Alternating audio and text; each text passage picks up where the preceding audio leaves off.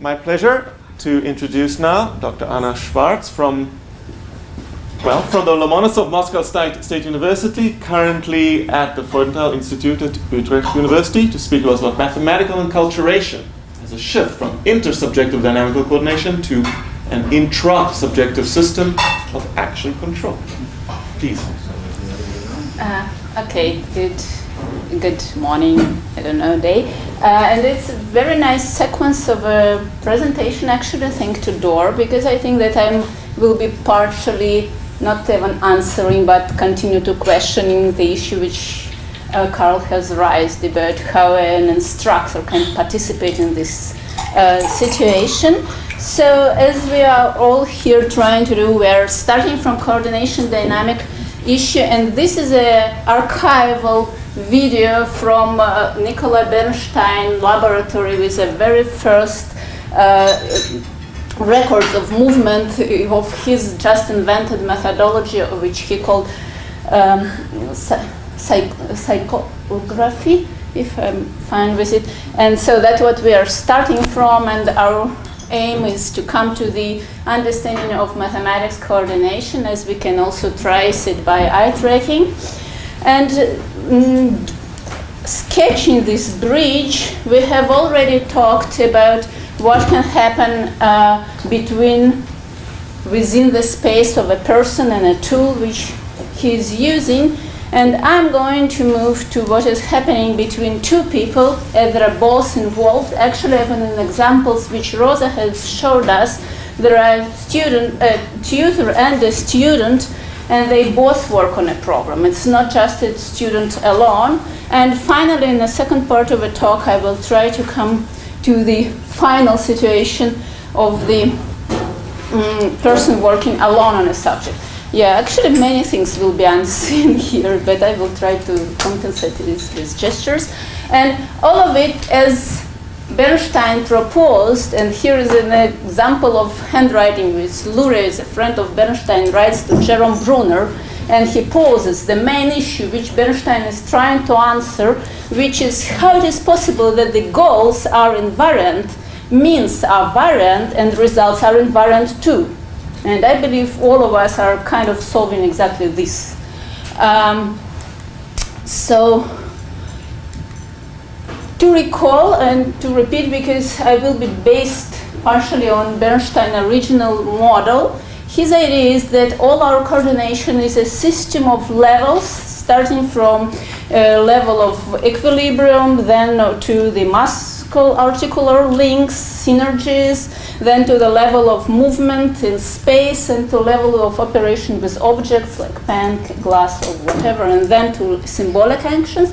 And at each of these levels, what he says calls reflective circle, or a circle of regulation runs. There is a task. According to the task, there is a forward model constructed how this task might perform.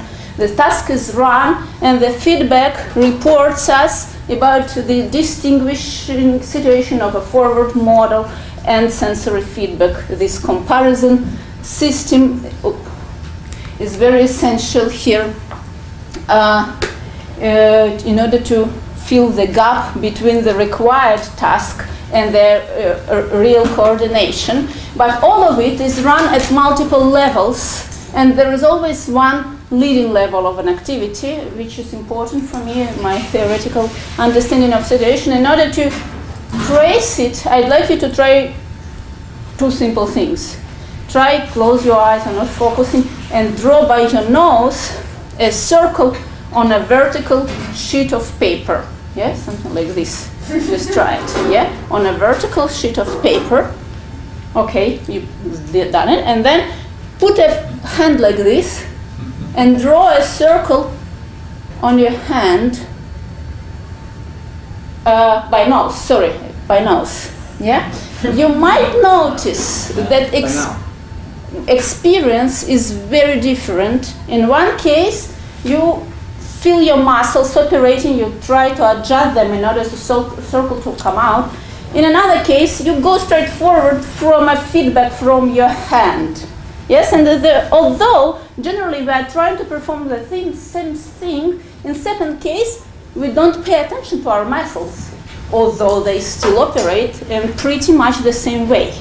This is what is important in Bernstein system and would be called the leading level. The leading level, something that stands up for us as we operate it, which means that all backgrounds levels are still here and still with us, but we do not deliberately modulate them.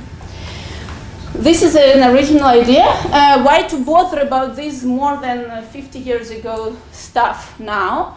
Actually, I'm finding again and again very similar things, and this is an example of brain research. I was trying deeply to understand everything and didn't manage actually, but it's important for me to see that understanding of brain activation at the level of different cortex layers talks now about overcoming hierarchical generative model towards a hierarchical model of predicative codes, when each layer constructs a forward model which is informed by sensory feedback, and this forward and backwards information runs between different layers of cortex. This very similar model was used in just this year in a paper which works on mathematics cognition and investigates manipulatives. And they say that if person manipulates the stuff by their hands, the forward models are enhanced, and student can project for his future action something more elaborated. It will help him in a different tasks, like, okay, you can't see, so I can't explain. Anyway, I guess the idea is clear, so that this scheme of forward model, sorry, I pressed something wrong. Okay, it's fine. I just wonder if, yeah, okay. So this model is taken me, I took from their 2018 paper. It doesn't refer to Bernstein, but the paper to whom they do refer to Bernstein. So it's still the same stuff. And I persistently believe it is very important. So according to Bernstein, how does motor learning happen? It is actually a self-organizing process, which is originally at the beginning is run almost entirely under the control and correction of leading level, and this control of limiting degrees of freedom or moving myself deliberately leaves space for background levels to elaborate some stable self-organizing solution. After it, when the background corrections was actually elaborated, the automatism happened, and the control is given to the background levels. I hope and this is very similar to the principles which we state in nonlinear pedagogy, that the task is always given, there is an active task, the student solves it in a very and there might be very diverse ways that emerge through practice in the complex dynamic environment. This is what is implemented by Dor in his action-based design, and that's what we can see by the variety of attentional anchors there, which actually emerge in the solution of this task. I don't need to stop on it much, and like to move forward, but there is also a second person, and according to Vygotsky, the learning is an irreducible child-adult collaboration, a student-tutor collaboration, and per him, each function emerges at first in this collaborative form. So let's focus on it. How might it look like? This is a traditional way to think of a joint attention. Each one is focused on some object, and each one thinks of what another one thinking about.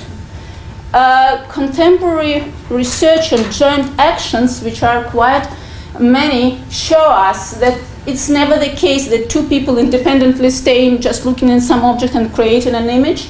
They always engage in some common activity, and this common activity, they become tremendously synchronized and coordinated. Like if one needs to put a pen like this and another is doing the same nearby, and he needs to do it at the same time, he will also do it the same height, like here. modulating the motor way another one is acting. Or the same is the very well fine-grained, up to milliseconds coordination was also shown to the joint performances like Tango Argentina, when the gap in time between torse movements of two partners is about 20-30 milliseconds. So they go really together, and it don't possible to follow a person with such speed, which means that the partner all the time creates an anticipatory model, a forward model of what the other one will be doing. The same we can see when we are tracing somebody, watching somebody's perception, and here are eye movements, and we can see that eye movements of a person who acts, they were like building something like this with cubes, and somebody who watches it are pretty much the same. So watching the thing, we do not come as computational cognitive scientists would say in 200, 300 milliseconds after stimuli appear. We actually go as quick as others, and we use in our coordination all possible cues. When person needs to touch the place another one will be touching, we will not only look at his hands, but also shoulders, torso, head, all of it will inform us. So when people are talking about something, even if they don't see each other, there is no any motor cues or visual cues, they still tend to focus on the same things. I mean, it is a dual eye track is set up when two people are separated in different rooms, looking at the same screens and the same pictures in front of them, and they talk about the characters what are on the screen, and the eye tracking shows that they would not just for understanding, they will watch the same pictures. All of it lets us to theorize it as intersubjective coupling of perception action systems. So we do not understand shared attention like this anymore. It is rather like this. Two people are actually engaged with the same object, and then joint attention appears as the same outcome from multiple possible situations. A person can follow somebody's eye, a person can follow somebody's action or hand, and through all of it, it is a natural outcome of embodied intersubjective activity, how we can pose in an activist and phenological approaches to joint attention. For Bernstein kind of model, it would mean that joint attention to the operational point of joint activity, to this operational point which we manipulate with and from which we receive sensory feedback, somehow is shared, and to our systems of these many regulatory circles somehow merged, something like this. Now let's come to the teaching learning situation, which is more complicated. The problem is that when we are in a situation of a tutor and tutee, we actually see world differently. So it means the world is structured differently for us. We can't say that we look together at the same operational point, because each one has his own experience, his own lived world. Like, for example, if you now will think of do you see any points here? There are 4 points here, and you need to imagine for a point -4, 2. Yeah? I believe you will do something like this, like scanning vertically and then horizontally, or horizontally and vertically. But that's not what first grade kids do. Not very well seen. They do like this, pam, pam, pam, pam, pam, pam, pam, pam. They actually select a point, so they got the task. But the way they do it, the way they see the situation is completely different. Vygotsky would call all of it cultural real forms and ideal forms of our behavior, of how to, not of our knowledge, but of our how to do abilities, how to perceive world. And in contemporary literature, it has gained many different names, like professional perception, disciplined perception, educated perception, theoretical perception, all of it about this thing. But the point is, okay, how can we help a child to see world differently? And per Vygotsky, the greatest distinguishedness is the child doesn't grow independently, he grows in an environment where there are adults who have these ideal forms.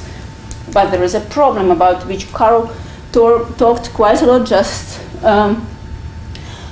now. It's not possible to show the ideal form. The expert not even know usually how he does it, and even if he knows, he can't just show, because another child will not perceive the expert action as expert action, because according again to many results, a child is able to, like with mirror neurons, for example, the results are that child can actually perceive another person's action when it is in his own capability, and which is out of his experience, then he can't synchronize as well as the adult will do, and as we have seen in all previous data. So what can be done within the educational settings if we are really carefully observe the activity of a student and a tutor? First of all, we need to notice that they both, a student and the teacher, adjust to each other. So the collaboration is irreducible, their work together is irreducibly collaborative, and is Virginia also writes about, and wonderful research showed that when tutor works with a student, he never suggests something new. He elaborates on what is already within the child's focus. So, for example, repeating the gesture, elaborating the verbal utterance, or the other way around, repeating the verbal utterance, elaborating the gesture.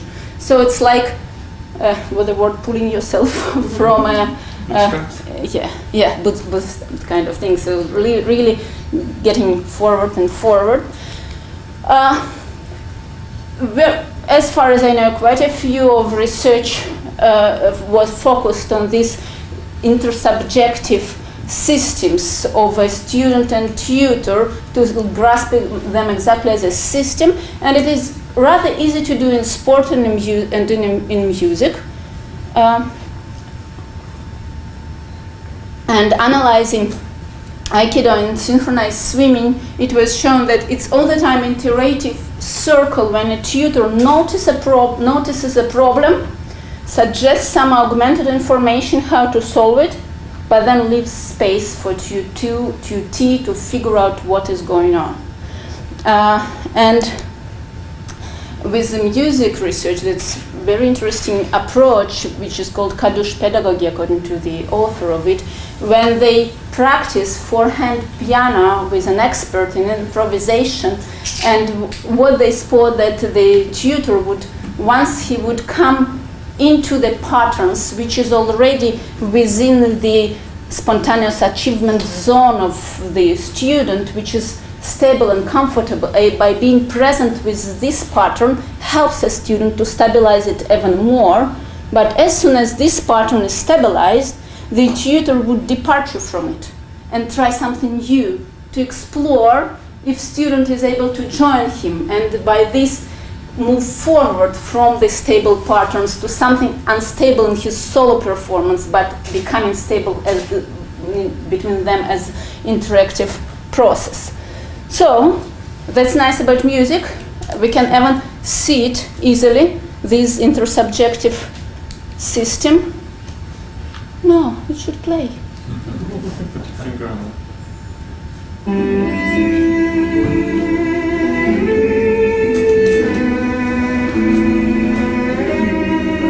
That's how they coordinated. And he doesn't do exactly this. He does a bit more than the student. And he really embodied and lives through this experience. Thanks to Dora for brilliant video.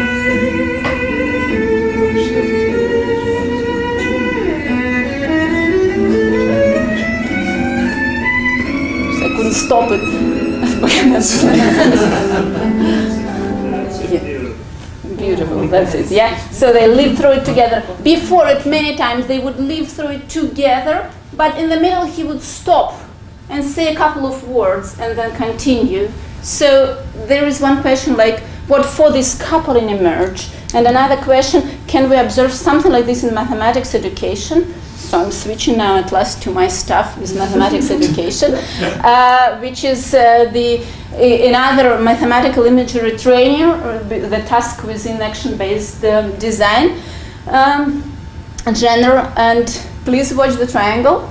And although you do not enact it, just tell me what the rule is of greenness.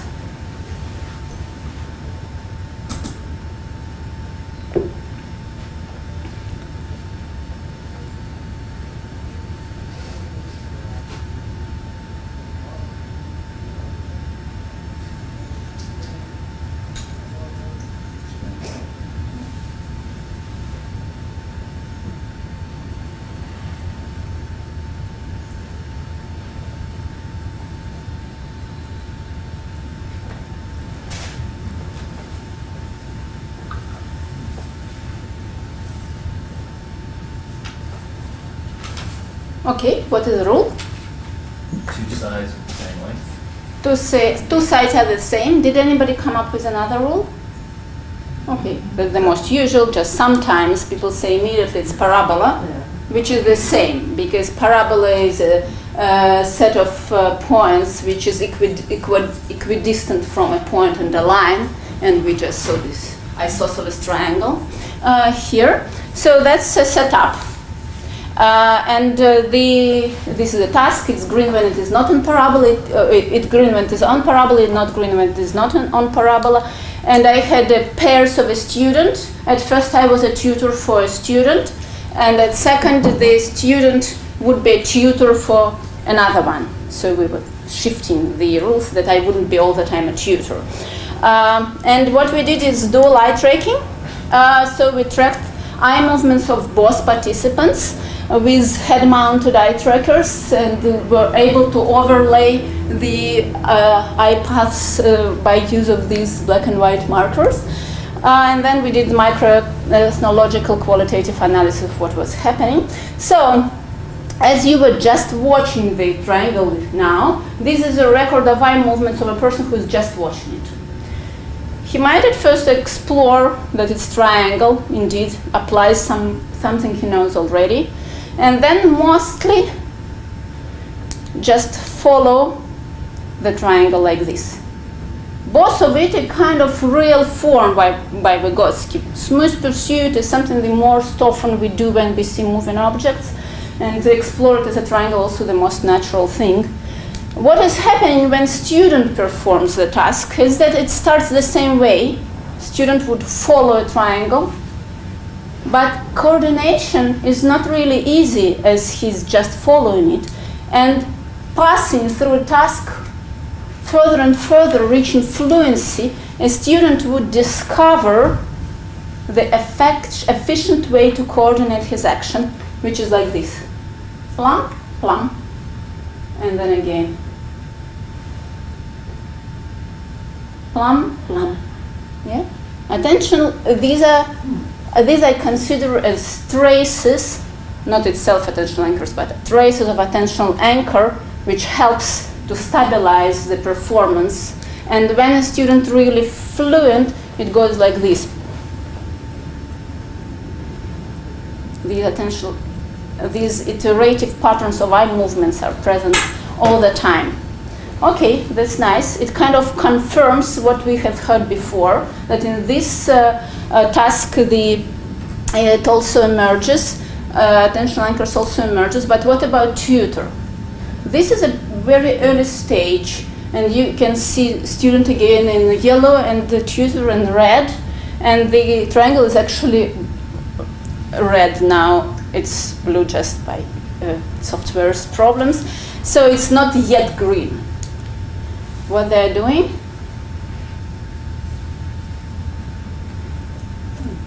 And the frequency of eye tracker is 30 milliseconds. So the lag between them is up to 1 frame, up to 17 milliseconds. They're really absolutely synchronized in their attention for some time until triangle doesn't become green. And as soon as triangle is green, tutor actually departures from this technique towards performing these repetitive jumping patterns, which were elaborated by a student and by this tutor before as a way to control a problem. Now it's not a tutor who controls a problem, it's a student who controls a problem. But tutor's behavior simulates this action as it would be efficiently done by a student. So we may think about it in this way. While student runs something like this, tutor runs something like this, simulating an action itself, which is feeded back by the action of student, and they together do something like this. They actually really synchronize in one regulative system, and eventually they come to a situation when they will both perform these repetitive eye movements, which are traces of attentional anchors, not necessarily the same. They might be different, but they're, for each of them, are stabilized and efficient form. So until what time they will do it? And they actually do it until a very moment when tutor feels fluency is achieved. Fluency is achieved means there is this micro zone of proximal development to move forward. Sometimes it doesn't happen immediately. Sometimes it's iterative attempts to move a student forward since tutor didn't feel it well enough. But eventually this simulating students' action behavior helps him to sense that it's a good moment to intervene. And then the next part is like this. Okay, we are talking about attentional anchors of mathematically meaningful sensory-motor schemes. The question is for whom they are mathematically meaningful. I mean, they're mathematically meaningful for us and also for tutor, but not for student yet. He could perform these eye movements along median for ages, never notice, as Carl told us about bicycle, never notice the rule, but then his tutor's job is to run a new task, a new regulatory circle, and to ask, okay, what do you think about the rule? And to run this reflection, which again leads to iterative attempts. A student says, okay, it's how to call it, I don't know the name, and student says, name is not important, I will help. A tutor says, name is not important, I will help you. Okay, I think they are called isosceles. Oh yes, then they are stabilized in a have understood the way to call it, and only after it the student might perform eye movements. They are not necessary because the structure was already there, just the task to verbalize it was not run and might never be run until tutor would do it. So in this dialogue there was again these co-regulative circles, but this time each one was acting in verbal utterances. Sorry, I didn't get the relationship between fluency and the culture in the previous slide. Yeah. Here? No, the other one, fluency, or this one. Yeah, there was here, fluency and zone of proximal development. Yes, my point is that when the tutor can actually move the student forward, when student is ready, when he's fluent with his motor task, and detecting this fluency is what exactly tutor does by simulating his actions. So the culture here is to intervene the right moment, which comes from the fluency. Okay. All right. Many things I want to talk. Okay, that's what we got about those tasks. But that's not actually what mathematics teachers do. Yeah, they do something like this. This is a brilliant mathematician with Arnold, and he's explaining some mathematics and also drawing and doing things. Okay. What about this?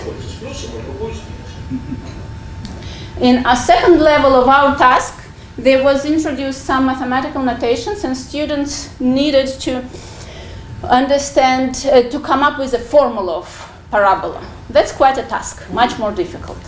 I'm aware that it's not a straightforward, it's a bit of a jump from a previous one to this one, but what they needed to do, they need to understand that this is x, this is x, this is y, this is also y. Then by Pythagorean theorem you can calculate this. You can also calculate this like y minus constant d, and then there is an equation and you come with formula of parabola. We will be focused on this, how a student figures out that this is a square root of y square minus x square.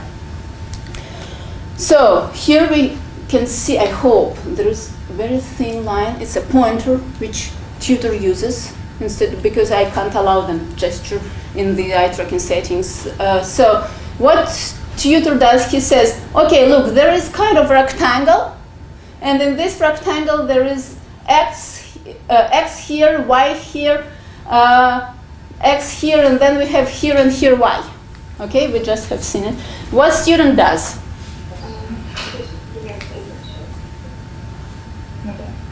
Rectangle. And then this is x.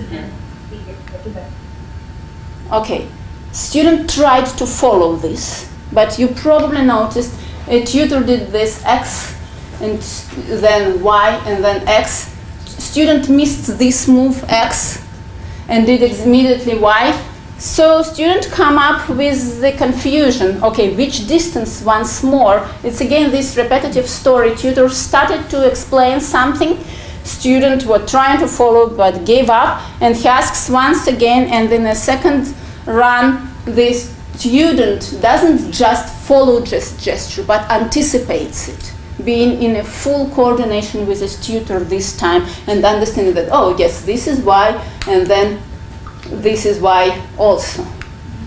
And this, yeah, okay.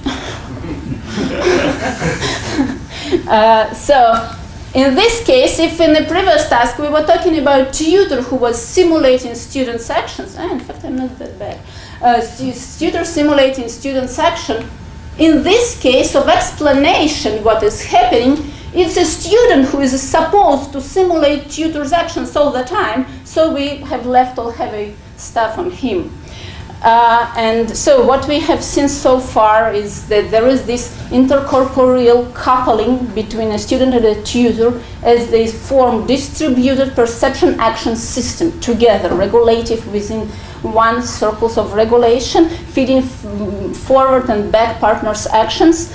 They actually very well there is very good alignment in temporal and spatial characteristics, and this distributed perception action system lives through periods of coordination and discoordination, and new cultural meaning emerge within this circle when the new task, new forward model is generated, asking for a cultural meaning within the microzone of proximal development. And by all of it, I talked about this part, and in the next 8 minutes, we'll be talking about shift to interpersonal dynamics. Maybe not 8, 12. So, somehow, finally, we don't want a student to be able to listen to a tutor. We want student to do it himself. And according to Vygotsky, what should happen as interiorization, appropriation of a tutor's function, and late Vygotsky writes about it as differentiation of a student from tutor-student system. Not putting the tutor stuff into his head, but differentiating his behavior, and then, as Vygotsky writes, acting within himself in a social way. So, according to Bernstein, motor problem or motor development, there is a lot of similarity, because as at the beginning, the leading level controls all movement.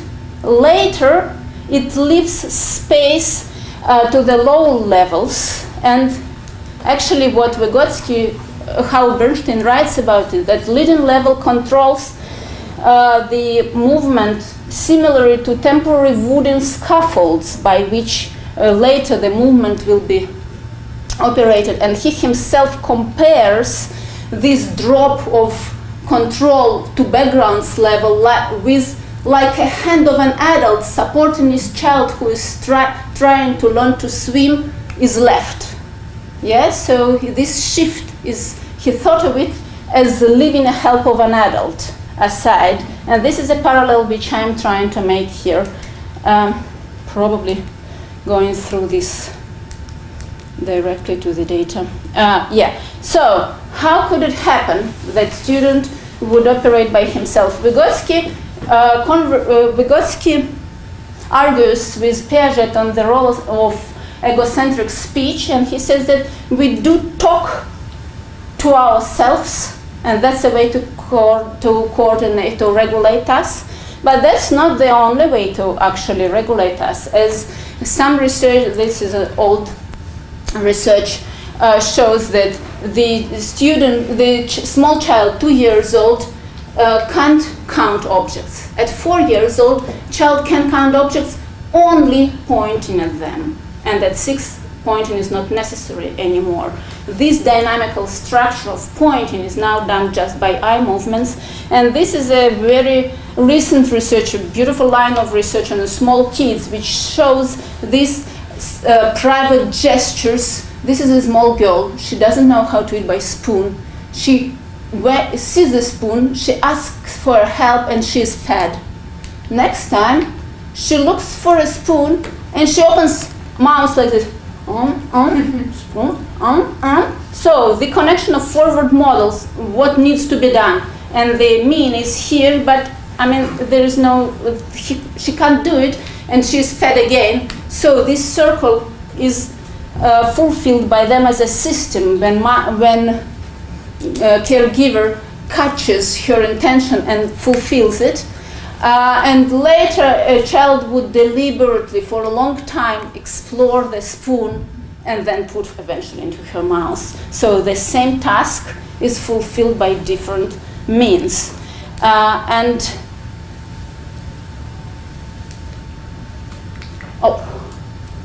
Sorry, just to tell you what it is about. That's what we have here in my data. When now the student needs to figure out that this distance is square root from y squared x squared minus x squared. And this is difficult for a student to understand what to subtract from what. So the task is already here. He needs to figure out this.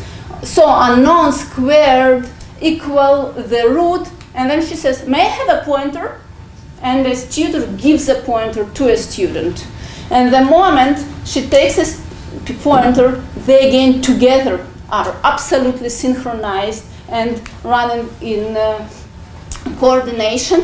But the question is, what for? What for does a student do it? Does a tutor join this episode? He actually knows the answer. He could just listen if student will tell correct answer or not.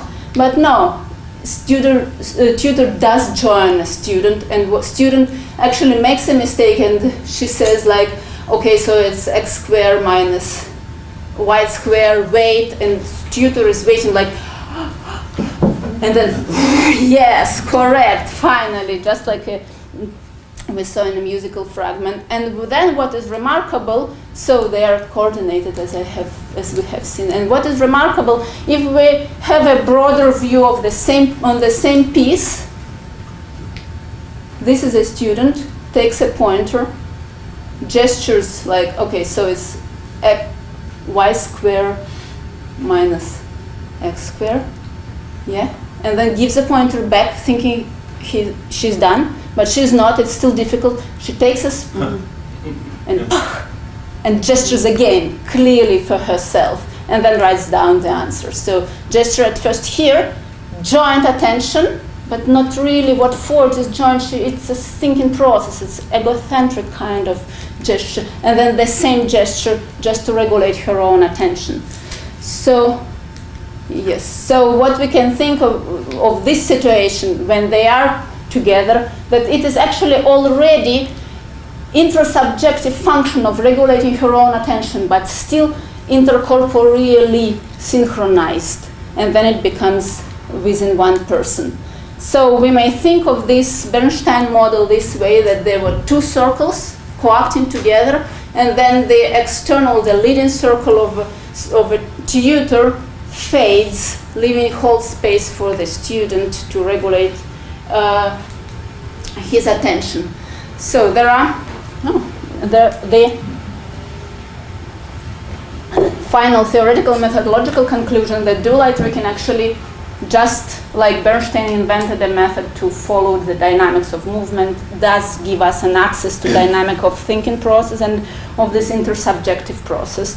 And we could trace incorporeal embodied collaboration, which of student and tutor as they coupled into distributed perception action system. And in this process, they simulated actions of each other, and the transformation from real perception to ideal cultural form of perception happened through, at first, embodied discovery, but then through iterative cultural coordination, questioning what has happened. And then finally, we saw, like in a small example, how intersubjective regulation became gradually differentiated from this distributed system to solo performance, something like this. So the dynamics is grasped, and then this dynamics lives within a person.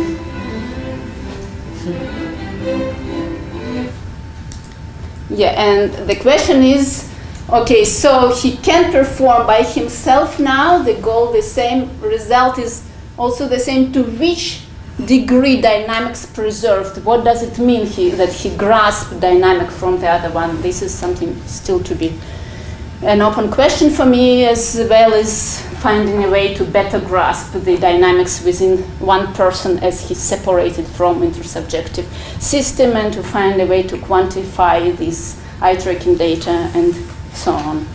And that's it.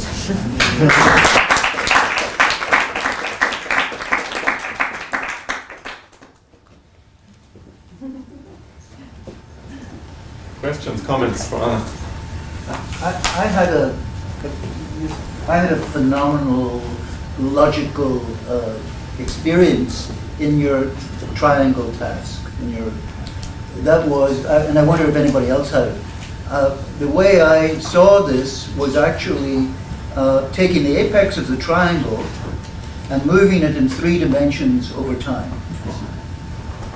And so all you really had was a contraction, expansion pattern in 4D. And I wondered, actually, there's a lot more mathematics in this task than what you're looking at. And for example, the concept of dimension you could produce if you saw it this way.